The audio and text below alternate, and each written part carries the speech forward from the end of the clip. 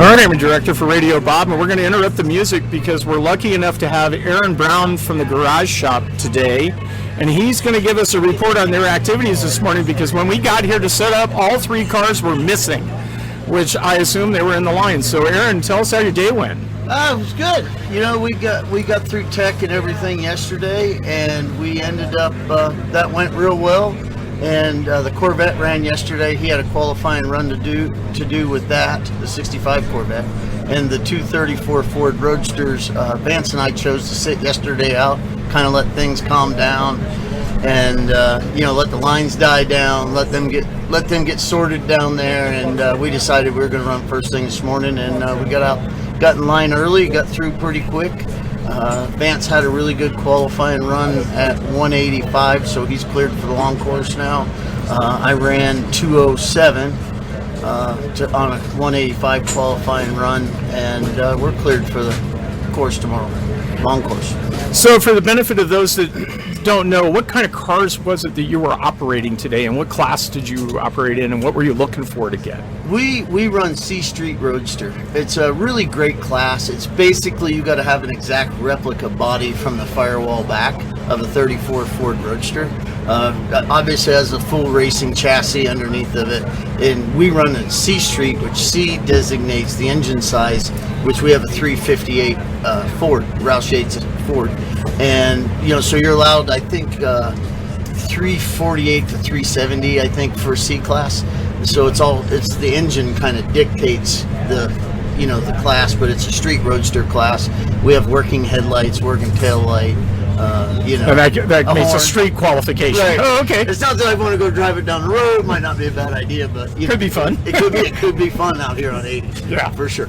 So those cars, we've run them the last couple of years. We got rained out here 2 years in a row, but we've run El Mirage. We went 199 in the dirt at El Mirage in the 281 Roadster, which set a record there. 2 records set there. And the record here at Bonneville is 229. I think that's a pretty steep hill to climb, but I ran 207, like not really trying, and at the exit of the 3 mile, so we have 3 more miles to get to 230. So anything's possible. Anything's possible. Okay. And so you run 2 of those, and then the third car you have with you today is Wayne's car from C2. C2 Restorations. We built him a 65 Corvette for what they call sports. His is a B class of 427, 65 Chevrolet Corvette, and he ran 211 miles an hour in that car today through 1 carburetor and gasoline. Okay, so let me see if I caught this part up. He's from California. Yes. You're in North Carolina. Yes. You built the car. Yes. And brought it here for him to jump into. Yes, we built and maintained the car for him. He's been a long-time customer of ours. We put a great little team around him with Mike Goodman and Bobby and Derek the engineer. And those guys are, they're finding speed every time they run that car. So I'm really proud of that little team right there. Yeah, you have a great group of people. The 281 crew, I mean, that's a great group of guys, with Jim and Bob and stuff. And, and then the 88, which is Vance's Roadster with, my son Spencer and Derek Kearns and Max Siegel out there and Wesley. So the 3 teams, they function together but differently, if that makes sense. Yeah, it kind of does. We talk a lot because the 2 Roadsters are basically identical. So we do cross-pollinate a lot of ideas, and that helps. It's like, it really helps. Yeah. And you need a little bit of cash to get here, so you have a pretty big sponsor train, I imagine. Yeah. Hopefully we'll get this guy to tone down his little motor here in a second and survive it. One of the things these motorcycle guys doing, that's like revving them up, like whatever. I mean, rev it up until it fixes itself. We can say penis on the radio, yeah. So that's what we're really talking about here, all right? I'm showing you the size. I mean, the more you rev it, the sooner it will fix itself. Oh, okay. It just fixed itself. See, it's a rod perfect. fell out the block. Snap-on Tools is a big partner of ours. It's Safety Clean. They've been, I think, 10 years with us in Clean Harbors. This is their 10th year with us, and that's been a great relationship that we've done a lot of really neat things together. And Cat's Coffee. This is his second year with us. If you need really good coffee, I'm going to hook you up with Cat's. You're going to be hooking up my wife because I'm allergic to it. We're going to take good care of you there. Yeah. And then Mr. Fagan from Steal It, another really good partner of ours is Steal It Coatings. And, I cannot forget the guy that makes it all happen, which is Doug Yates and Roush Yates Engines with those FR9 Ford engines. They're 950 horsepower, 9,600 RPM through one carburetor, and the harmonics are none. And then my personal sponsor is the Horsepower Ranch out of Cleveland, North Carolina. That's my personal. That's your stomping ground. Yeah, so we put that on there. So. Right, but you don't run the garage shop as much anymore. You let your sons do it. Yeah, we're having kind of a swing. My oldest son is an engineer. Been an engineer for quite a while. My youngest son's working on his doctorates in finance, so he knows his way around a checkbook. And Derek Kearns is a shop foreman, so my son leads the engineering group. Tony runs the financials, and Derek runs production. And I always thought, if you're gonna hire somebody to make you better, they need to be better than you. Yeah. And all those guys are better than me, so it's a great opportunity for them to grow the company in a direction for them. Right. Every building stands on its foundation. Right. If you make your foundation right, you put everything in ahead of time, you'll be okay. We do a lot of 3D scanning, a lot of super high-end 3D printing. We've done stuff for the military and the government.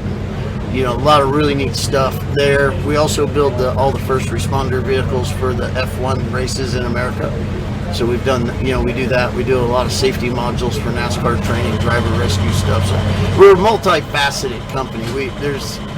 There's really nothing that I wouldn't consider doing. There's probably some things I wouldn't do, but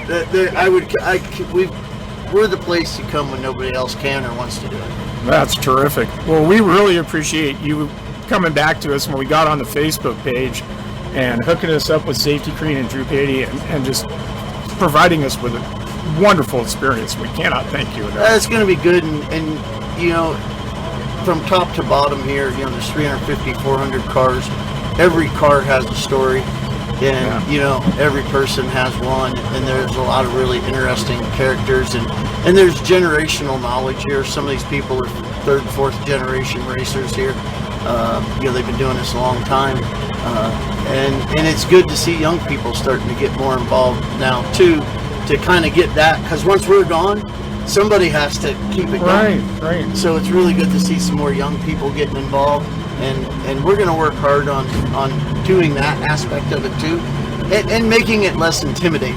Yeah. Making it more welcoming and not so complicated, to where if a father, son, daughter wanted to build a car in their garage, they can, and they can come out and have a good time and really enjoy the environment here, the old hot rodders, and there's so much to learn from a lot of these people, Yeah, environmentally speaking, there's nothing out here that's bothering us. We haven't worried about our house in 3 days. I know we have cats. I'm not sure what their names are, I'm not sure what happened to politics. I know there's a fire still going on in California, and I hope everybody's going to be okay, and we pray for you. But at the same time, I haven't really thought about it because I've just been enjoying the atmosphere and the camaraderie of the people so much. Absolutely. And it's been the same way with your group. It's been excellent. I just can't thank you enough. Yeah, anytime. I'm glad you're here, and hopefully we'll get to talk to you again later in the week when we get going a little faster. So with that, Wayne said that if he did well enough tomorrow, he'd actually get on the radio. No, he's going to get up. We're going to make him get We're going to make him do it because he apparently doesn't like it. He's going to have to start to learn like it. You're going to be fine. And then your friends Bob and Vance apparently are headed into space, and they were talking about maybe doing a broadcast while they're up there on our radio station next year. And that sounds like a wonderful idea. I'm telling you what, that sounds like a wonderful. Woo! Yeah. It just relates to everything we do, and that's what we like. Because the Wildcat Reporters, we want to help people, So when you're involved in the projects, helping the kids, we obviously going to help you with that, and generally get involved with the Zen aspect and the mind aspect, as well as the hunt for the time and the trophies that you guys end up with sometimes. Sometimes the trophies are broken engines. Trophies are neat and cool and accolades and all that. At the end of the day, when you're done with all this and the people you helped carry it on, that's the best trophy you can get. And that's what we're looking for. That's what we're looking for. Yeah. Is the people to carry it on and talk about what they did back in the days when they learned it from us. That's 20 years from now. Terrific. So that's a real trophy. Yeah, it is. All right. Well, thank you very much for being with us. We'll let you get back underneath the car because I know some of us got to go back out again. I got today. my eye on. I'll Okay. watch what's going on. All right. Thank you very much, Aaron Brown. Thank you, sir. Appreciate it. Yeah, we'll talk again soon. You bet.